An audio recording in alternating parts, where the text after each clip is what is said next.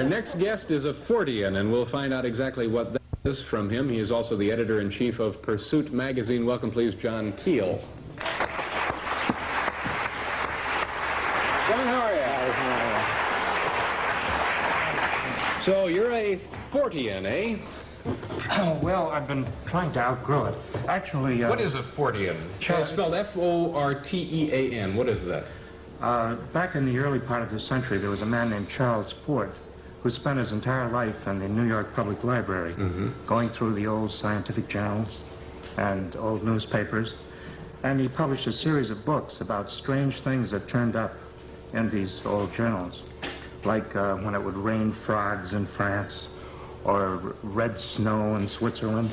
He kept track of all these things, did a series of books, and we started calling these events Fortean events. I see. And today we still keep track. Now, the two examples you cited there, I've heard of raining the frogs, and it's always a matter of, it's either one, an old wives' tale. Remember the time it rained wives' tales?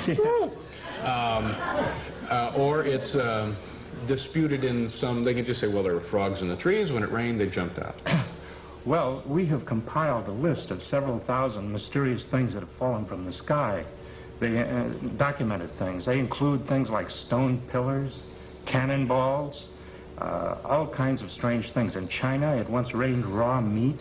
No, and no. There's no explanation. When in China did it rain raw meat? Well, quite a while ago. It was in the 19th century. Now, how is it that all the unexplained things took place in the 19th century or before? They're still taking place. Give me a recent unexplained thing, other than Amazing Al. Every January and February, here in the Northeast, we have what we call skyquakes. They get into the papers sometimes. Now, recently, they've been blaming the Concorde for this. But this has been going on. We've been keeping track of this since about 1840. What is a skyquake? It's an explosion in the sky. We have no explanation for it. We've got a lot of pseudo-explanations. Well, how do we know when we hear one or see one? Because it's like when a jet plane passes over at, Mach 2. It's like breaking the sound barrier. It's an explosion that sometimes shatters windows, and so on. And this has been going on in Connecticut, for example. The Indians had legends about this going way back. So this has been going on for a very long time, but every time it happens, the scientists come up with a new far-fetched explanation for it. What is the most common or daily unexplained occurrence? I mean, something that we would all say, yeah, that's that thing, we can't explain it. What? Well, we don't necessarily have daily occurrences, but in recent years, the UFO phenomenon has been very common around the world. Right now, it's going on in Argentina. And while a lot of people think they have an explanation for it, actually, we're just beginning to find out what's really going on with the UFO phenomenon. UFOs are pretty much, I would guess, if we asked the audience, we'd probably find over half of them said, yeah, they have reason to believe there's something going on out there, I think. At least 10% of them have probably seen one themselves. Has anybody here ever seen one of these things?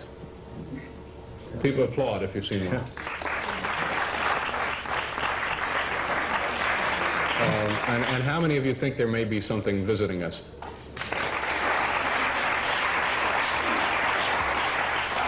What other things fall into the category of unexplained phenomenon? Well, we have mysterious animals that turn up all over the world. Like what? Here in the United States, every year or two, we have kangaroos jumping around Illinois, Connecticut, various parts of the United States. We know there are no kangaroos here. The police go out and chase them, shoot at them. They disappear. We never... So what is your theory? Where do you think they're coming from? The same place that the dinosaurs are coming from, because we have dinosaurs turning up every couple of years. About 10 years ago in Italy, the Italian army turned out to chase a dinosaur in the mountains of northern Italy. And they leave dinosaur footprints, and that's the end of them. They can't find where they've been, where they've gone. We've got better monsters than that. We've got our sea serpents, which... We have several lakes in the United States that have sea serpents, not just Loch Ness. Where is a serpent in this country? Lake Champlain in New York State. Really? What is up there? Henry Hudson, who was the first to go up there, reported seeing, Henry Hudson and his crew saw a sea serpent in Lake Champlain, and every year somebody sees it up there. And nobody has yet organized an expedition to go up there and really look into it. Well, let's drive up there. All right, we'll go up there next week. We'll take the Italian army with us. We'll get those boys. And have we ever photographed a sea serpent? Well, the one in Loch Ness has been photographed any number of times. Yeah. Now, movies have been made of it. And the movies have been examined by the RAF and other specialists, and they're obviously some kind of large animal that's living in Loch Ness. Now, this, what do we have here? This is a plaster cast of a Bigfoot print. Now, you've all heard of the abominable snowman in the Himalayas.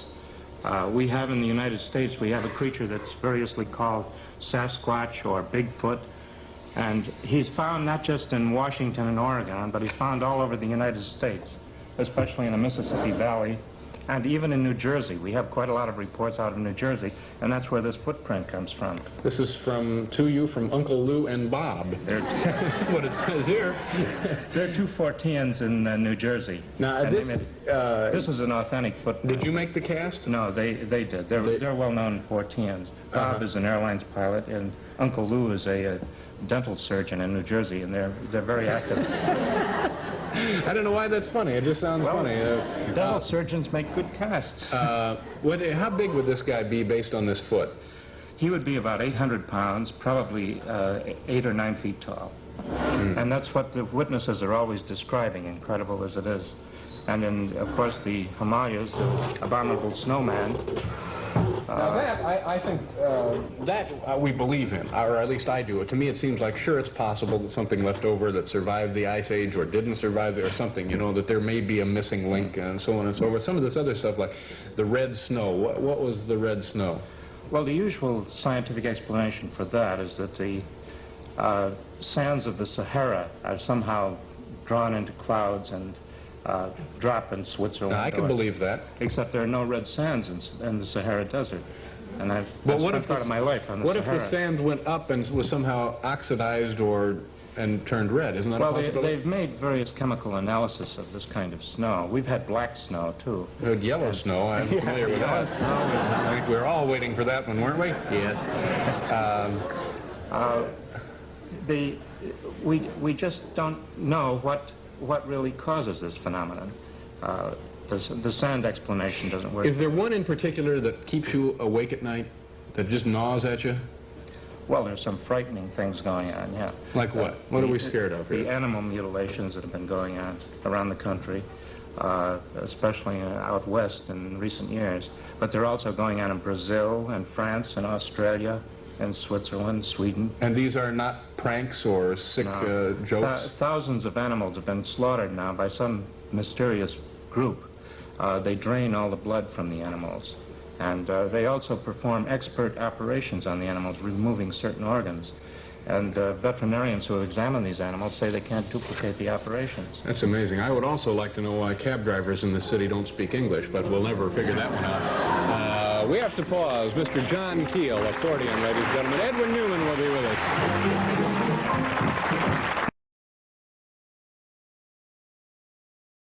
About a generation ago, and it gives me the shudders to think that it was a generation ago, I was running around the country, sitting up all night in cemeteries and sitting on hilltops in remote parts of the country,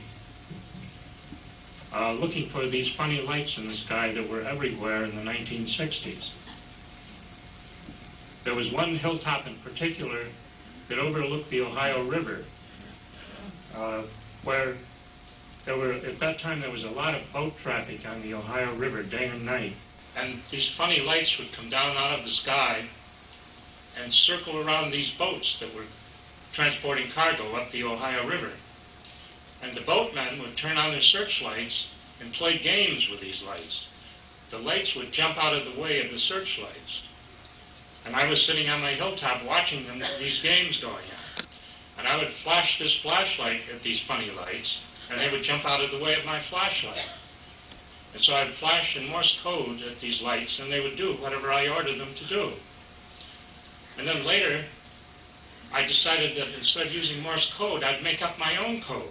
And they knew this code, which gave me a lot of concern at the time. And I gradually figured out during this period that we could control these so-called flying saucers. They weren't saucers, they were lights. And I was sitting alone, and one of these lights came down very close to my car and passed over, there was a wooded area all around me. These hills were all wooded hills. And it passed over these woods, and it seemed to descend right into the forest right next to my car. And the next day when I woke up in my motel room there, my eyes were very sore, like they were full of sand. And this is a common effect of looking at these lights. It's called conjunctivitis. It's like looking into a bright arc light. And so the fact that my eyes were affected was proof that I had seen something there.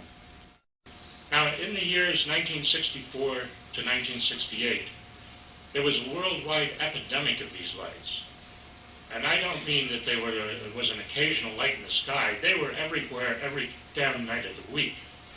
Time magazine did big editorials about it. The New York Times did front-page stories about it.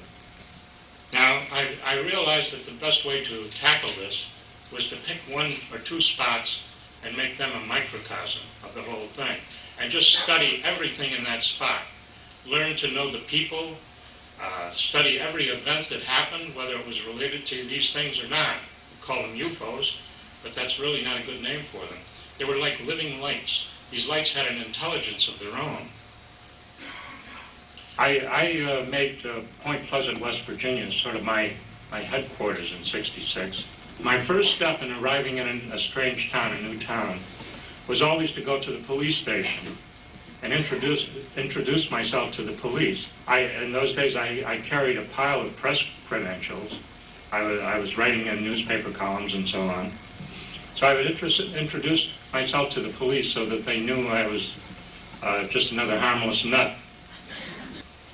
In November of 1966, 4 young people in a car, they were driving past this building, and they saw what looked like a very large man, 6 or 7 feet tall, standing next to this power plant. And for some reason, they were all, he scared the death out of it. They were all scared to death.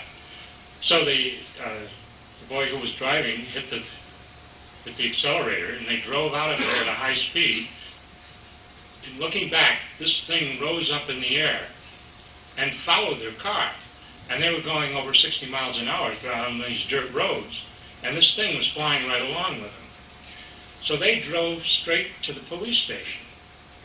Now, you have to realize in small towns, teenagers do not go to the police station voluntarily. And the police were so convinced by their behavior that they held a press conference the next day.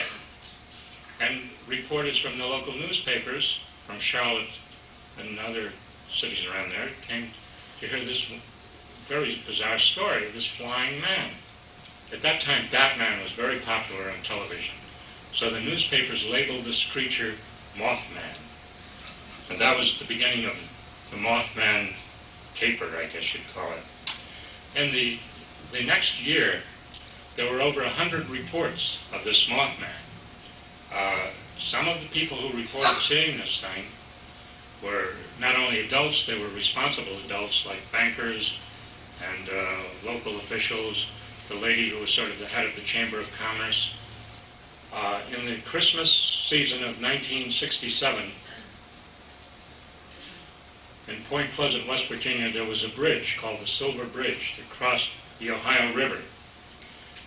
And on December 15th, 1967, that bridge collapsed, and it was loaded down with cars, people who had been Christmas shopping, and that sort of put a damper on all my investigations. Because I knew some of the people who had gone down with the bridge, and some of these people had been Mothman witnesses. And so I did just one magazine article on the whole subject, and it was a short article. It was about 2,000 words. I gave one talk on the radio about it, on Long John Nebel's show, and that was the extent of my involvement. Now today, when you pick up any encyclopedia of the strange or anything, it always says that John Keel is the center of the Mothman thing. And one of the newspapers in West Virginia did a long editorial against me, saying that I was exploiting the situation and making a big profit from it. Of course, little do they know, I made no profit at all from it. Talk about the news that's coming out on the Mothman. Venusians? No, the movie coming out about the Mothman. Oh, yeah. I have tentatively sold this movie about 3 times, 4 times. Originally CBS was going to do it. They dropped it. The rights reverted back to me. The most recent one was Paramount was going to do a movie about the Mothman, and they were going to have Richard Gere playing John Keel.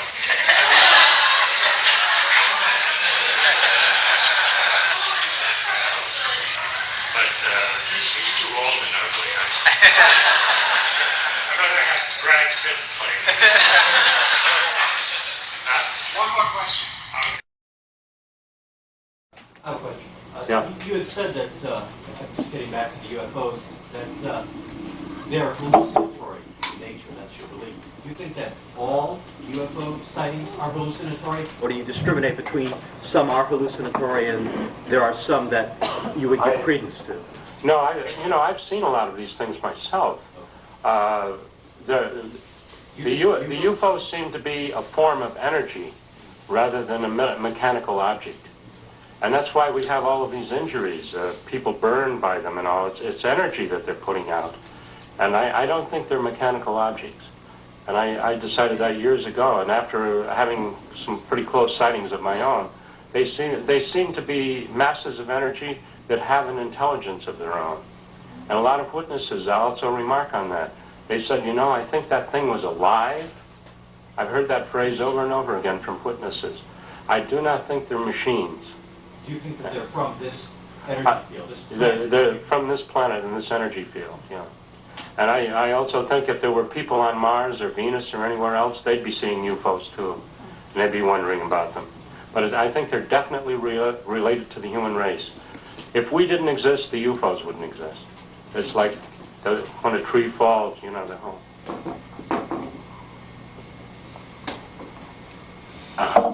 Now, this may not seem very Fortean to some of you, but everything is interrelated. And the more we study history and the more we study current events, we see that all of these things are linked together in strange ways. That the UFOs, as most of you know who have read my books, I don't think they're extraterrestrial at all. I think they're definitely tied to the human race and that they react to things that are happening to the human race. I don't think they're vehicles. I think sometimes people see what appears to be vehicles, but they're really hallucinatory.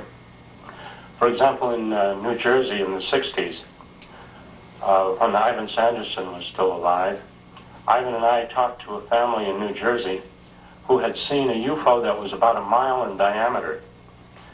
And they had a good description of it. It had windows in it and looked like a gigantic flying saucer right out of the movies. And this was in an area of New Jersey where if one family had seen this, then hundreds of other people should have seen it.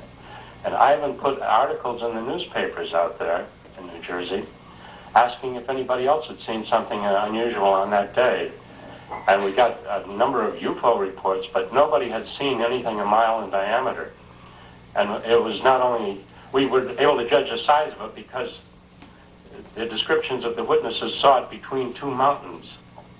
And we measured that distance, and we knew it was about 1 mile between these 2 mountains. And it was low. And the family was attracted to it by the barking of their dog, which is common in a lot of UFO reports. And the husband in the family was the president of a company, a fairly large company in New Jersey, a pretty reliable person. They were not about to make up flying saucer stories to entertain Ivan Sanderson and John Keel. Now, what was our conclusion from that? Why didn't 3,000 other people see the same thing? It had to be some kind of hallucination. That only this one family saw it. And the family down the road didn't see anything. The family in the next town didn't see anything. And certainly if something 1 mile in diameter flew over New Jersey at an altitude of a couple of thousand feet, a lot of people would have seen it. So this is one of the many, many cases that convinced me that there's a hallucinatory process involved in this. And no matter how reliable the witness is, what they see can be questioned. The same is true in many of our Bigfoot cases and the strange monster cases, that the people see some image that's planted in their mind, and the creature itself probably doesn't exist at all, at least not as the creature that's seen. These predictions were not based on psychic ability. They're based on projections. You take what's happening now and project it into the future. And there are a few people who have been doing this. There are a lot of people who talk about cycles and so on, but it goes beyond cycles. And the way to understand it is you have to understand history. There are, every few years, there's what we call a pivotal year, when everything comes together at once in 1 year. And we can see, looking backwards, we can see these pivotal years throughout history. And looking forward, we can see the ones that are coming up. Around 500 BC, 2,500 years ago, in Persia, there was a man named Zoroaster. Zoroaster was talking to entities. He was talking to an entity called Mazda. Then he came up with the concept of devils and angels, which of course became the foundation for the Jewish and Christian religions. In that century, philosophy and religion all over the world changed. And yet the people in Persia had no idea that it was happening in China. People in China had no idea it was happening in India. And it was a new age. So we can say that century was a pivotal century. But the year that most people know about was 1848, which was a major pivotal year for the entire world on every level. In England, there was a fellow named Karl Marx who came up with an idea that he called communism. There were more than 50 revolutions around the world that year. There were scores of assassinations, political assassinations. In the United States, here in New York State, a couple of young girls started hearing rappings in their walls of their little house that they lived in. And they were the Fox sisters. And they founded spiritualism that year. And that was a major event in the 19th century. Spiritualism gripped the entire country for many years. There were many other pivotal years, and you've lived through a couple of them. Now, 1968 was a major pivotal year, and there again, the books are still appearing on it. We not only had political assassinations in 1968, but there was a revolution in France. There were all kinds of upheavals all over the world. The war in Vietnam, of course, got mired down. We were also on the threshold of space, about to go into space. The following year we did. Also, in 1968, we had a major flying saucer wave. There are literally hundreds of books on that flying saucer wave. People in every state wrote books about just the sightings in their own state. One of the next big pivotal years that you all lived through was 1973. Now, 1973 was a very remarkable year, and most of the people who lived through it don't even realize it now. It started out, we had a vice president named Spiro Agnew, and it turned out he was taking bribes, so they threw him out of office. They were almost put him in jail. Of course, Watergate happened the year before, and the Watergate thing started building up. But we also were in very serious economic trouble. In the 1960s, the Vietnamese War was costing us $1 billion a day.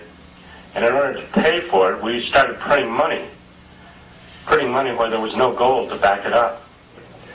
And then, because I'm this tremendous prophet, that year I bought a car that got 35 miles to the gallon. I bought a Carmen Ghia, which was made by Volkswagen. Everybody else had a car that got 8 miles to the gallon. That fall, of course, we had our phony oil shortage. You all remember that, the long lines and all. Now, in France, after that oil shortage was over, France held a trial of all of their leading oil men. They put them all in jail. We should have done that here. Now, in October of 1973, we suddenly had a UFO wave, a major UFO wave. And for 2 weeks, the newspapers didn't carry anything else but UFO news. It was all very exciting to the UFO buffs and the Forteans who were following UFO stuff. And then the Arabs attacked Israel. Now, the newspapers and the news media here in the United States, who were all zeroed in on UFOs, and in fact, NBC had teams running around the country interviewing UFO witnesses. Suddenly the war started, and they had to divert all of their media to the war. And the news on the UFOs stopped cold. But the UFO sightings continued. Now, most of the UFO buffs still erroneously say that 1973 was the big year in the 70s for UFOs. It wasn't. 1975 was the big year. And the UFO sightings and other Fortean things continued to build up in 74. And then in 75, we had them everywhere. We had everything. We had Bigfoot sightings. We had sea serpent sightings.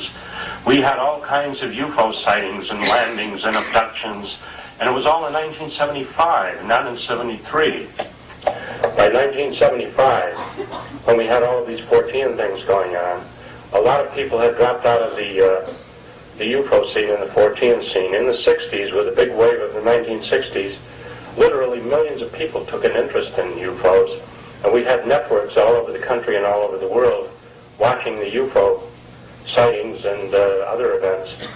But by 1975, there were only a handful of people who were still interested, were still watching. So the news media was also rather disinterested. And it's only in recent years that all this stuff has trickled in, and you can see how 1975 was the big year for those kinds of things. Now, this may not seem very Fortean to some of you, but everything is interrelated. And the more we study history and the more we study current events, we see that all of these things are linked together in strange ways. That the UFOs, as most of you know who have read my books, I don't think they're extraterrestrial at all. I think they're definitely tied to the human race, and that they react to things that are happening to the human race. I don't think they're vehicles. I think sometimes people see what appears to be vehicles, but they're really hallucinatory. And no matter how reliable the witness is, what they see can be questioned. The same is true in many of our Bigfoot cases and strange monster cases, that the people see some image that's planted in their mind, and the creature itself probably doesn't exist at all, at least not as the creature that's seen. When I was in India, I was impressed at the number of people who were seeing the Indian gods, multi-armed gods and all. Whatever your belief is, these manifestations are going to assume that form. Yeah. You mentioned that there's a wave of UFO activity associated with collapse in the economy.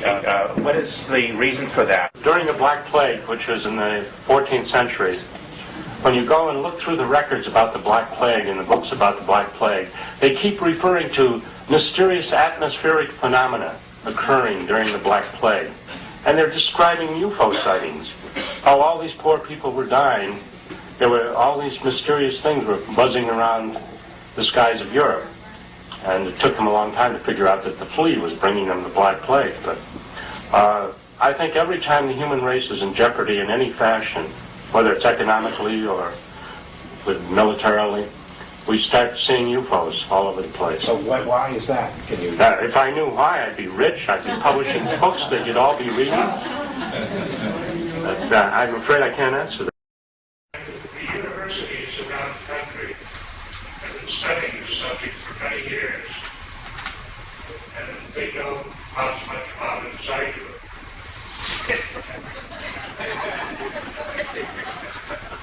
The subject is called anthropology, which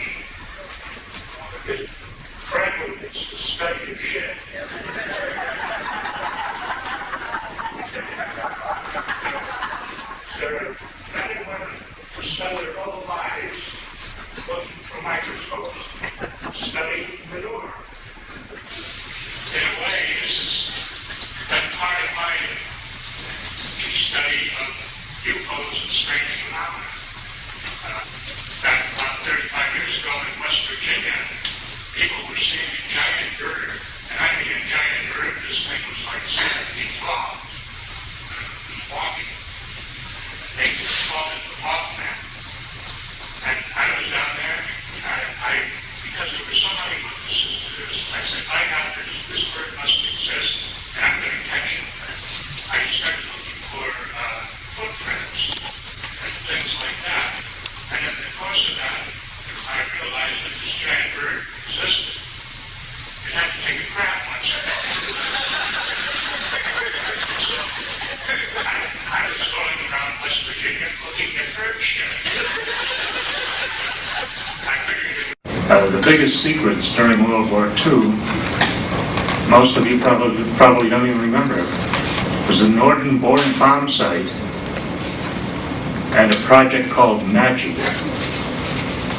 Now, Magic has been the subject of God knows how many movies, novels, documentaries, and does anybody here know what Magic was about?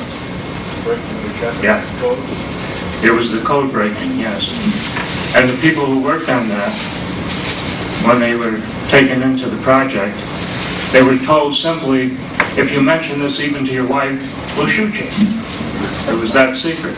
The Norden bomb site enabled airplanes at 30,000 feet to drop a bomb down a smokestack. In the pre-computer days, it was a computer. Now, everybody thinks that the atomic bomb was the biggest secret, and it wasn't. A lot of people knew about it. One of the great legends of the science fiction world is that in 1944, a science fiction magazine came out with a story that gave all the details of the atom bomb. And the story went on that the FBI rushed around to all the newsstands and bought up all the copies of this magazine. Well, if they did that, then a copy of that magazine would be worth $100,000 today if you could find one, right? So get out your wallets.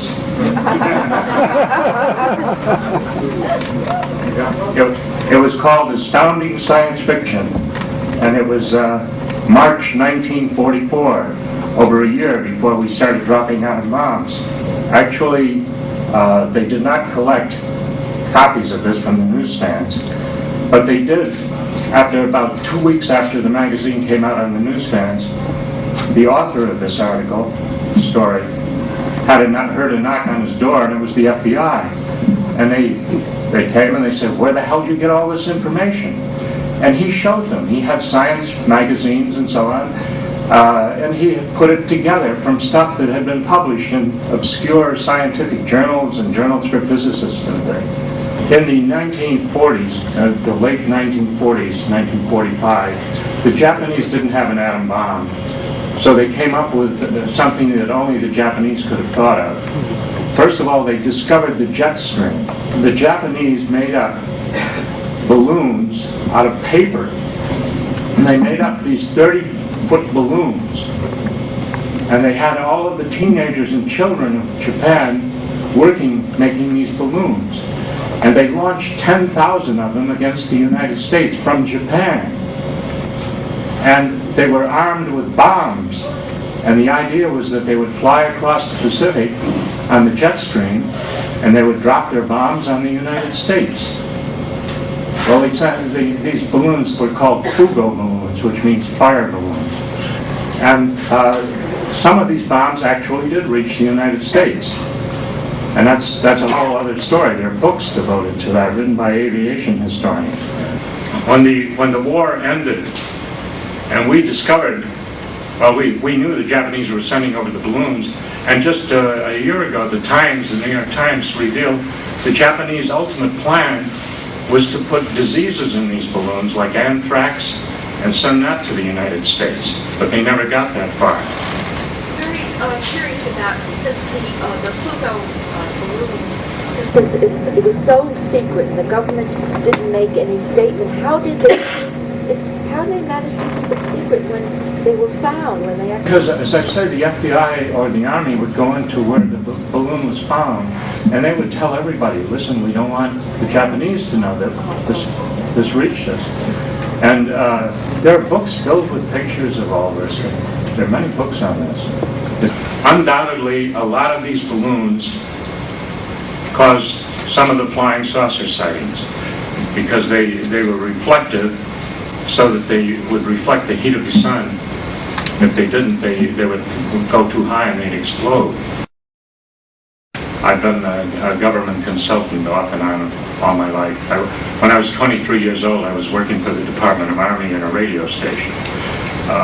In the early 1970s, I took a job with HEW. The first thing that baffled me was why did it, and this is 25 years ago, why everything cost twice as much for the government. If the government was, say, buying a rubber stamp that cost you 50 cents, the government would pay $5 for the same rubber stamp. And I found out very quickly why. It cost the government so much because the government is so slow in paying. If the government buys toilet seats from a manufacturer, it takes them a year or 2 years to pay the manufacturer. And meanwhile, he's got to meet his expenses. So he charges them, instead of charging them $4.95 for a toilet seat, he charges them $500 for a toilet seat. One big project of Social Security was they put out a comic book in Spanish, and they printed 100,000 of these, and they distributed 5,000 of these comic books, which cost a fortune. It was a huge staff to put it together, and they ultimately got rid of less than 5,000 of them. Anybody have a question here? Yeah, what were the secrets that the Air Force... The secret is all money. They don't want us to know how much anything costs.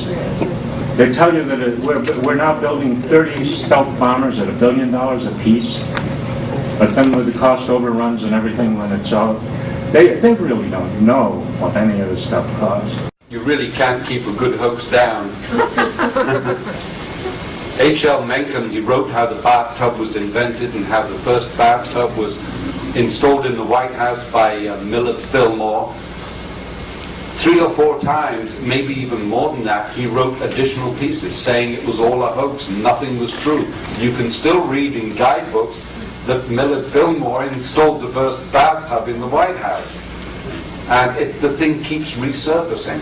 And another hoax you can't keep down is Mencken wrote a story again in 1917 as to how the spirit of St. George and the bowmen who were under Henry V at Agincourt appeared at the Battle of Mons and has helped the British soldiers to escape from the German advance. It's called the Angel of Mons. And this is widely believed, although Machen never intended it to be anything more than just a story that he dreamt up one afternoon. There's been a tremendous amount of hoaxing within science for reasons that are not very noble. And scientists are always sort of poo-pooing many claims that, like in parapsychology or cryptozoology or whatever, that, oh, that's probably just a hoax, and they use that to dismiss it. But when a claim is made within some scientific area, very few people say, oh, that's probably just a hoax. They tend to trust each other as scientists, and as a result of that, scientists can often get away with hoaxing. There's the Piltdown case you mentioned, which is one of the classics, perhaps the classic of the century, and we still don't know who did it. Perhaps less well known is Sir Cyril Burt in Britain. Sir Cyril Burt was a psychologist who did a lot of studies, or supposedly did a lot of studies earlier in the century, and he used subjects. He had 2 researchers working with him, and he used a lot of subjects. He did a lot of work with children and with twins, and published a tremendous amount of data.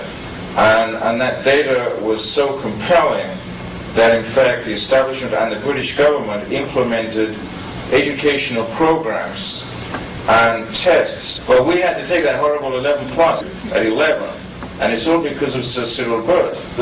Well, a few years ago, it turns out that the 2 colleagues who worked with Sir Cyril Burt on this never existed.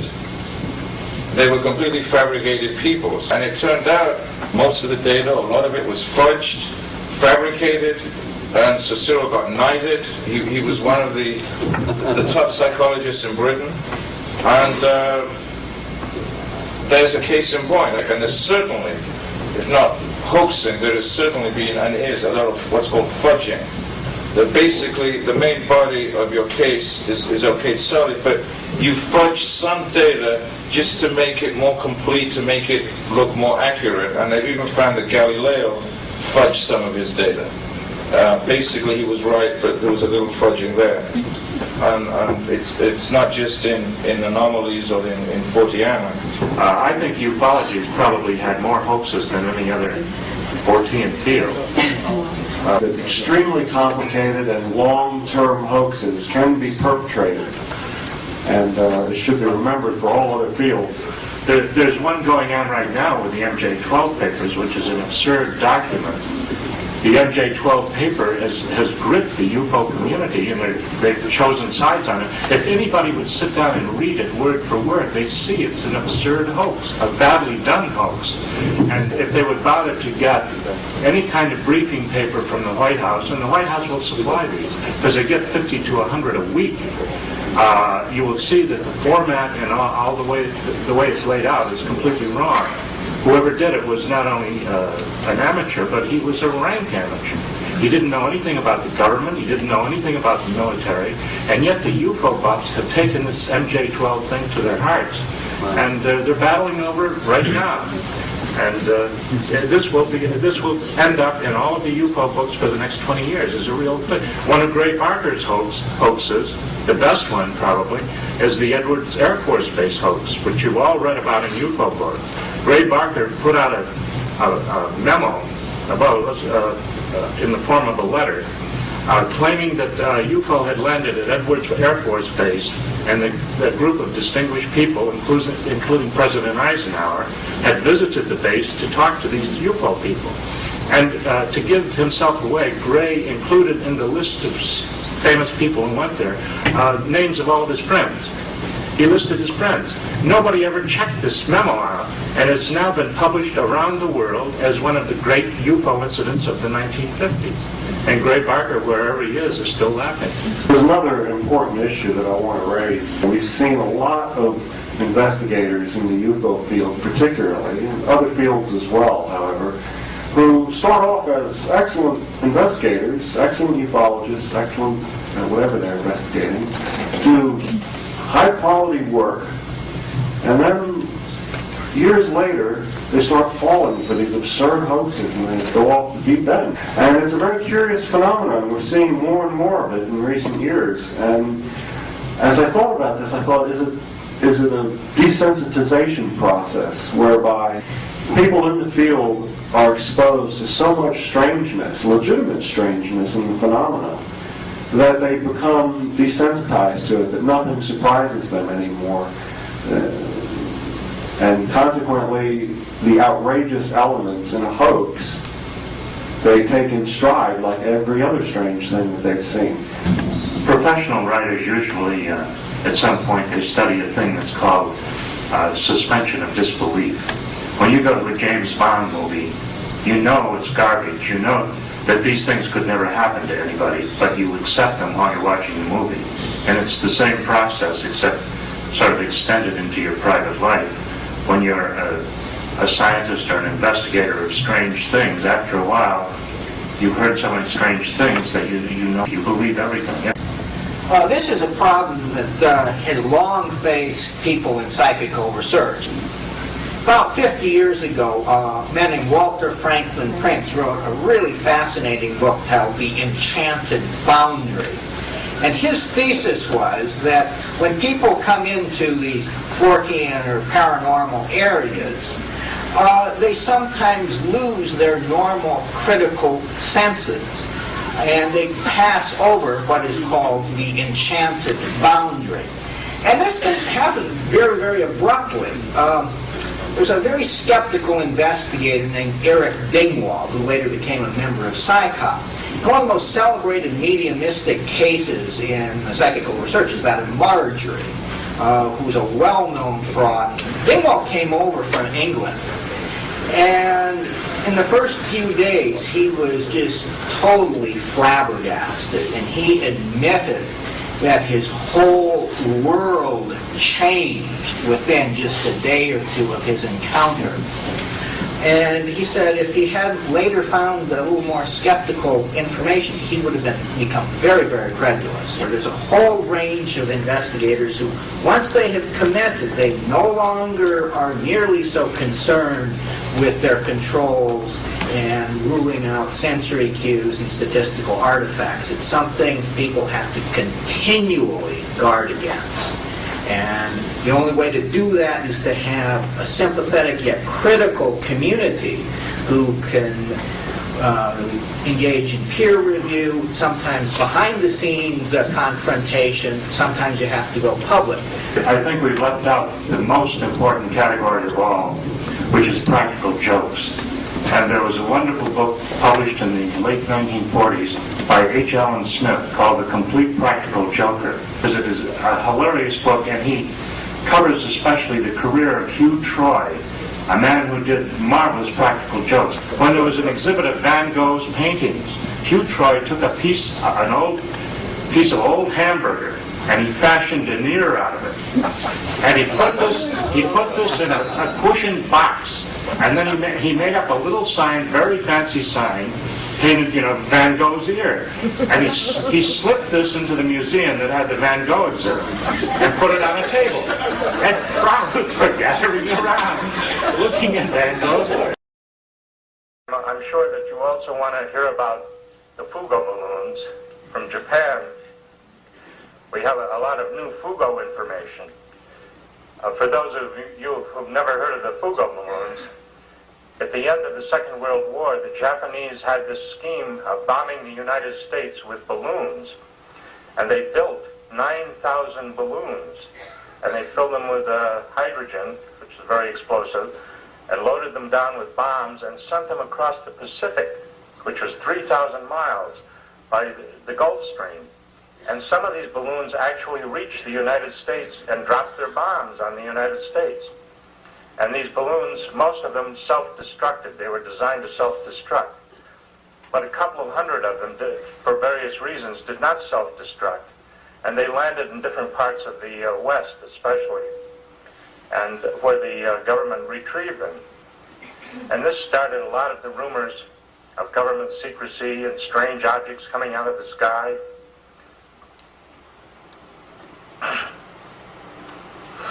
And the Japanese call these balloons Fugo balloons.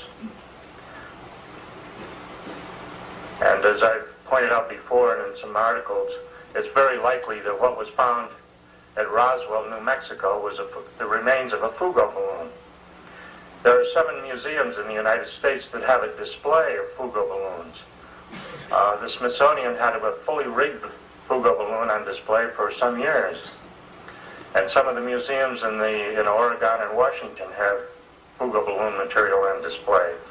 So anyone who reads the books on Roswell, if you're really interested in it, you can go to one of these museums and see the kind of material that was found at Roswell, because it fits the description of the Roswell witnesses exactly.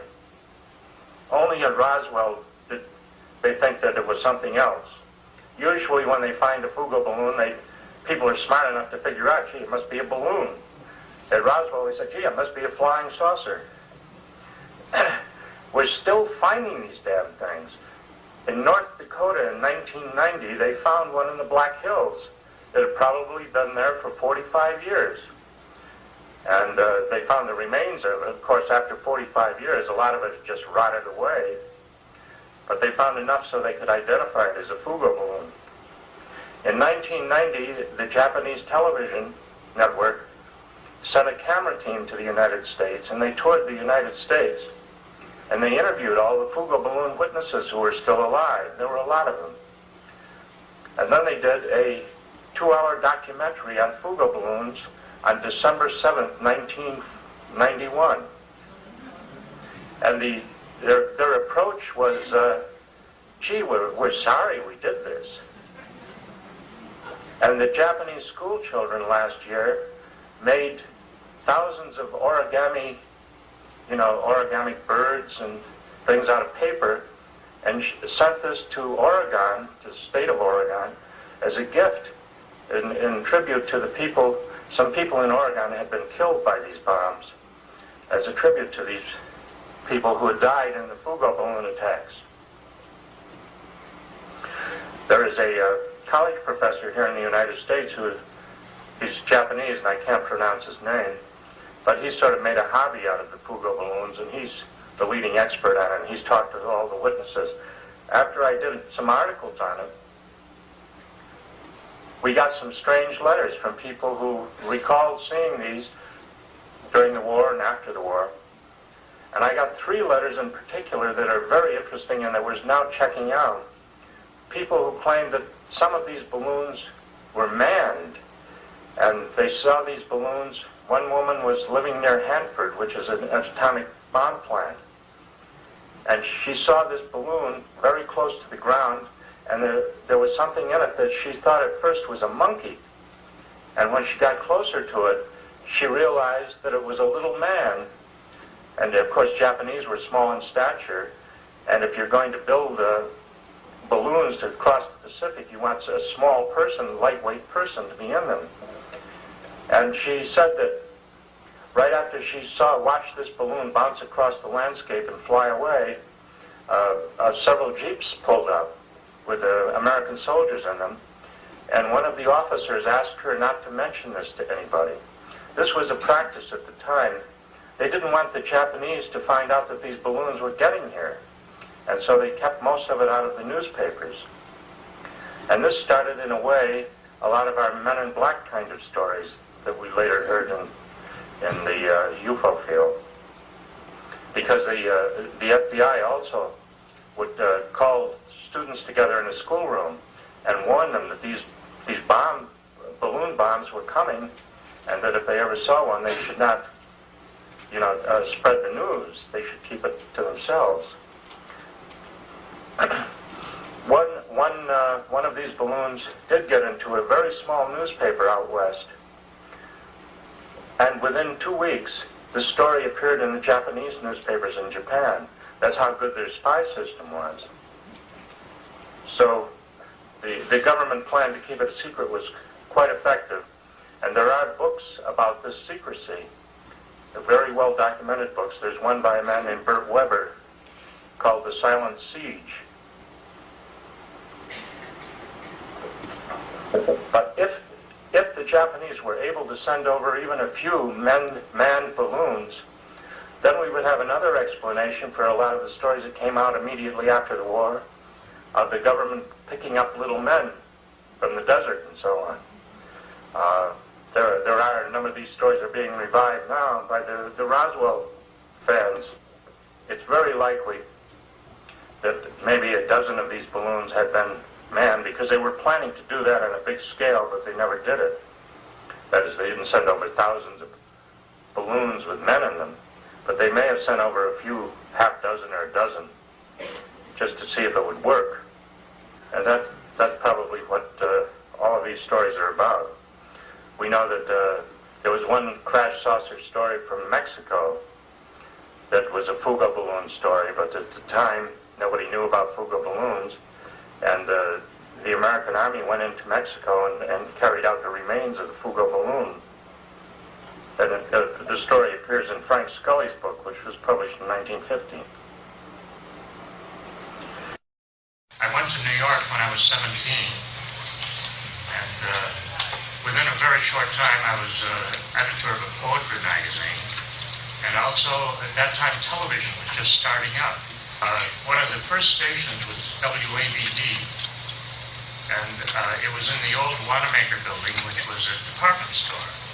And in the basement of the department store, they set up a very primitive television station. And everybody there in the station worked for nothing, or very close to it, because television was very primitive and only a handful of people had TV sets. Well, I used to hang around there, and I was working on a newspaper, and I would hang around there in my spare time and watch how everything was going, and they finally started paying me $4 a week. That was big salary in television. So So I really was a pioneer in television. And here we all knew that television was going to be really big. But the Korean War started, and my natural patriotic instinct was to defend my country and become a big war hero. In other words, they caught me trying to cross the Canadian border. And they dragged me into the army. They shipped all the black guys to Korea, and they shipped all the white guys to Europe. And Europe was a pretty good place to go. We got our orders, which is a sheet of paper with nothing but gobbledygook on it. Unless you know what all these phrases and initials mean, you don't know where you're going and how you're going to get there and what they're going to do to you when you do get there. So our orders said we were going to the 7707 AFN company, and nobody knew what the hell that was. So I go, figure out I'm going to be doing autopsies. So we arrived in Frankfurt, and all these soldiers got off the train, and there were fleets of trucks waiting for them. And they all climbed into the backs of the trucks. And we couldn't find our truck. George and I were running around saying, where the hell is the AFN company? And a limousine pulled up. Honest to God. A limousine pulled up, and a German driver got out. And the Germans in those days, they probably still do, they loved uniforms. This guy was wearing big boots and a big leather coat. And he said, is this Herr Keel? And I said, yeah, and he'd come for us. So we got into the limousine. All these other soldiers that we had ridden on the train with, they were pretty disgusted. So we got into the limousine, started off going outside of Frankfurt, and we asked the driver, are we going to live in a tent? He said, no, you live in a castle. He pulled into a town called Herbst, and there was a bloody castle. And it was the Von Brunning Castle. Now, we had a system in those days, and the Army had a system, where, Germany was absolutely leveled, but anything that was standing, the U.S. Army took it. And they seized this castle and turned it into a radio station. That was what AFN stood for, was the American Forces Network. And we were suddenly, our basic training had been a terrible nightmare. And now we were suddenly living in luxury. And we had a maid who came in and made our beds and swept the floors and everything. And our cooks in the Army mess hall there didn't serve Army food. They traded it on the German black market for steaks and things. And they were very good cooks. They were carefully selected cooks.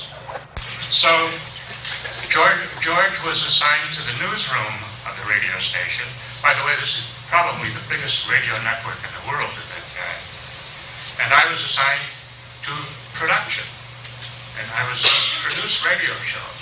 I knew a little bit about television, but I didn't know much about radio. So naturally, they made me a big shot there. Now, in 1951, I was doing a lot of shows. For example, we had a show called something like a Profile of a Leader. And we were supposed to do a program every week about one of the generals living in Europe. And so they had the dullest biographies. They went to this school and that school. And a few of them had been in an actual battle. And after a while, we got pretty fed up with these dull biographies, and we started inventing generals. And nobody ever caught on to it. And from then on, every week you heard machine guns going, and the general saved his whole command. And nobody ever questioned it. And this station was heard all over Europe, and including England. When my 2 years in the Army was up, I had a big debate with myself. By this time, I had a German girlfriend. Incidentally, because of the war, most of the young men our ages had been killed. German men had been killed in the war. And so there were like 35 or 40 girls our age to every German man. So the German girls had a problem. And we didn't.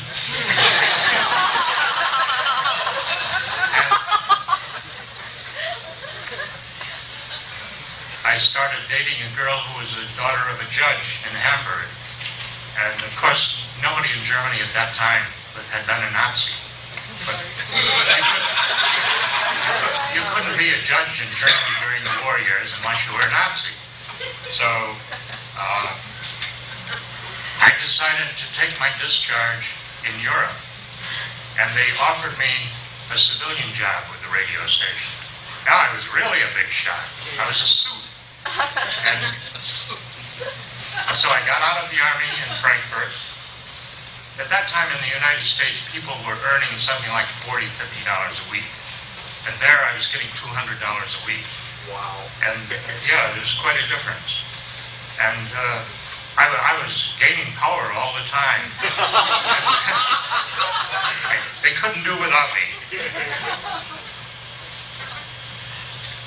But after a year of that, I had been in Germany 3 years. And Germany was then a very grim place. As I said, most of the cities were in ruins. And I decided, and this you can only do this when you're 22 years old and make this kind of stupid decision. I decided to quit. And I said, I'm going back to Egypt. Because when I was in Egypt, I felt this strange kinship. Most people feel this when they go to Egypt. They feel that we have a link with ancient Egypt, not that modern Egyptians are converged. And so I went back, and I had all the press credentials in the world. And I interviewed Gamal Nasser like 4 times. He was then president of Egypt. And I went to many of the pyramids. I got lost in the desert and all. And of course, I didn't have much money. And I had an agent in New York who was supposed to sell my stories.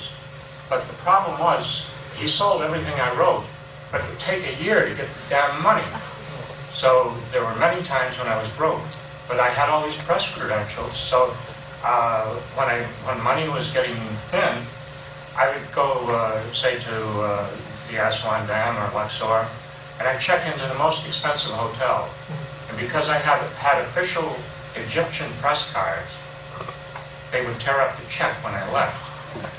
And I rode on all the trains and things for free because I had these press cards. So I was turning into an expert freeloader.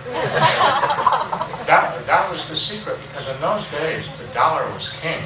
This movie is about 20 minutes long. It's very old and it's full of splices.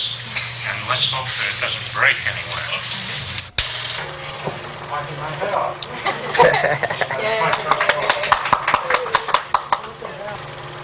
Still public? Okay. We're coming out with a limited edition soon. Where is it? This is in Cairo. These fellows are sitting in an outdoor cafe smoking their version of pop. It's called Hobbly Bobbly. I haven't seen this for a long time. The colors are completely gone. That's my German girlfriend, Lita.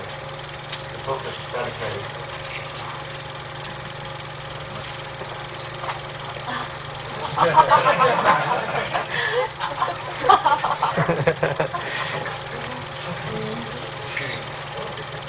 Trying to work a big circle on a camel on poles.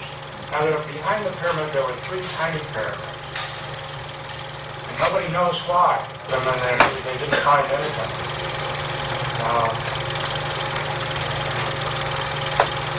This is the entrance to one of those tiny pyramids. And here comes our hero now. I was wearing a necktie. In those days, everybody wore a necktie. I think I had a jacket too, but Lita was holding it while I was fooling around with my light meter. I think a lot of crap would be on that before we got there.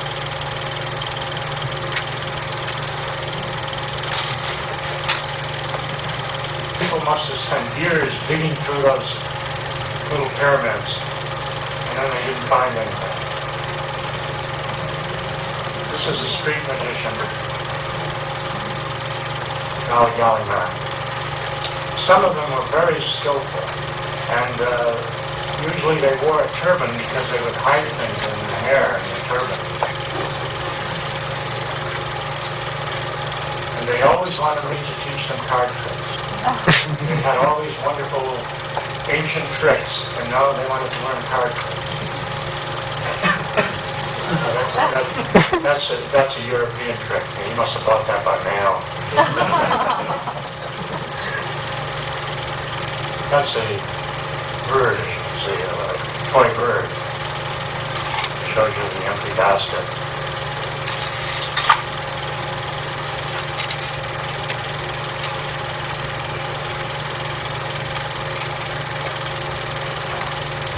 He's a real showman, this guy.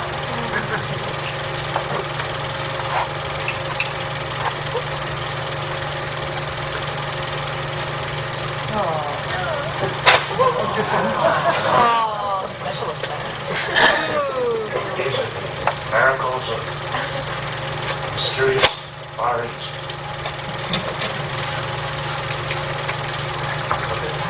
A tree has grown there. Pretty dumb trick. That's a world famous magic trick, the mango tree trick. This is a trick that's thousands of years old. And it was very hard to find anybody who could do real ancient tricks. Cups and balls.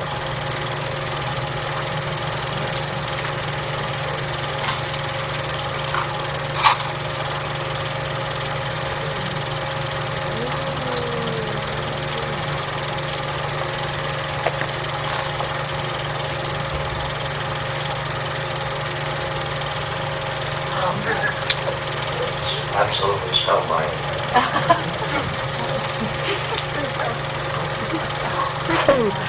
Well, this is a snake charmer trick.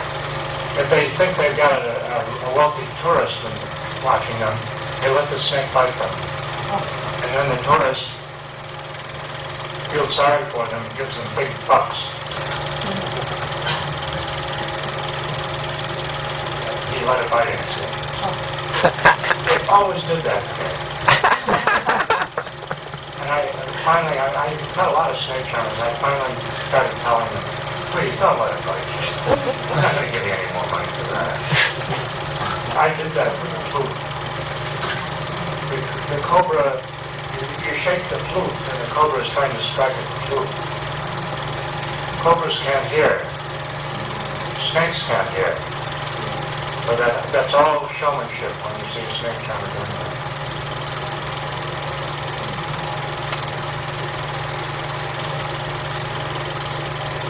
When I came back to New York, I had 3 cobras and a boa constrictor with me. And the publisher of the book moved me into a pet store, in the window of a pet store in Times Square. And every day at 3 o'clock I'd get in the window and charm the snake. The things you do in smart books, right? Yeah. Oh, thank God.